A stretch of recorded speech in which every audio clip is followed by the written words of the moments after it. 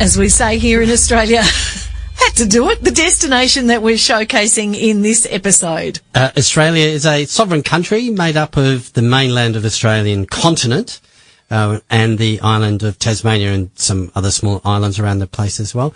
We're the largest country in Oceania and the world's 6th largest country by total area. Well, the weird thing about that is most of it is uninhabitable. We tend to spread around the coastline. A lot of the cities are, around the edge of the country with this huge desert area in the middle, which is why a beer in an outback pub fill is a must-do experience. And in this episode, Jo will share some of her favourites with us. We'll look at our sporting culture, Indigenous history, and the world's most popular go-to place to visit. Oh, no. Tasmania. Let's kick off with your quiz question. I've got nothing to say. Well, yes, it is at the moment. Yes, it is. You're quite right. It's a state that's punching above its weight, as you will hear later in the episode. All right, here's the quiz question, all right? Where is Cameron's Corner, and why is it significant? Cameron's Corner. We'll find out at the end of the episode. Now, Jo has written an article for us outlining 8 of Australia's outback pubs. Look, have a guess. How many do you reckon there would be? I don't know. Let's try them all, though. Yeah, wouldn't that be a great thing to do? You reveal your favourite in this chat. Mine is Silverton, though, where Mad Max was filmed, and it's full of memorabilia from that movie and others that have been filmed there. In fact, plenty of movies, both Australian and overseas. It's dusty. You share your beer with a horse, a camel, or a dog. Donkeys, in fact, it's perfect.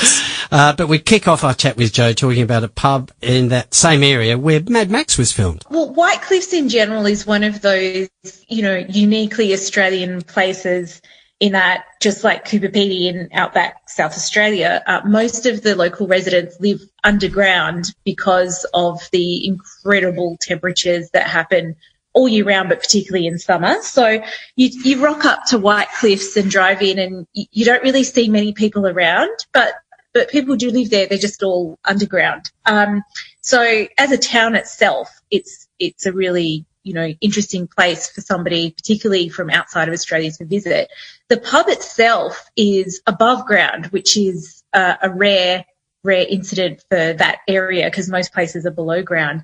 The thing about the White Cliffs pub is that it's a really laid back, casual community hub, and this is common throughout Australia, is that pubs aren't just a place to get a drink. They're a whole community centre. It's a place where people come together. So a lot of pubs you'll find have Royal Flying Doctor tins or fun things, games where, I think it was the Birdsville Hotel has, if you're caught using your phone, then you have to put some money into the Flying Doctor's tin. And yeah, in White Cliffs Hotel, when I went there, they had an upturned umbrella attached to the ceiling, and if you wanted to, you could try and throw some coins in there. And another example of a pub that's full of memorabilia. Yes, that's another classic touchstone of the Australian outback pub is, that cramming memorabilia, pictures, front pages of old newspapers, stickers, graffiti on the wall. And currency from around the world, different